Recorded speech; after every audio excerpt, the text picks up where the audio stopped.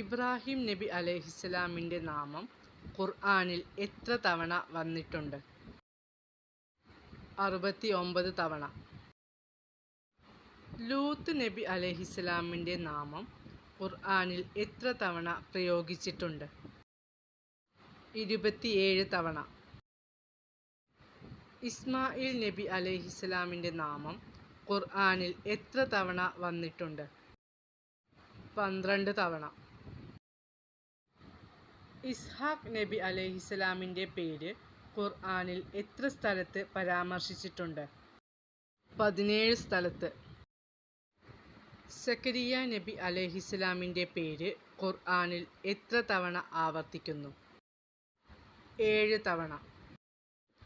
അയ്യൂബ് നബി അലൈഹിസ്സലാമിൻ്റെ പേര് ഖുർആനിൽ എത്ര തവണ വന്നിട്ടുണ്ട്?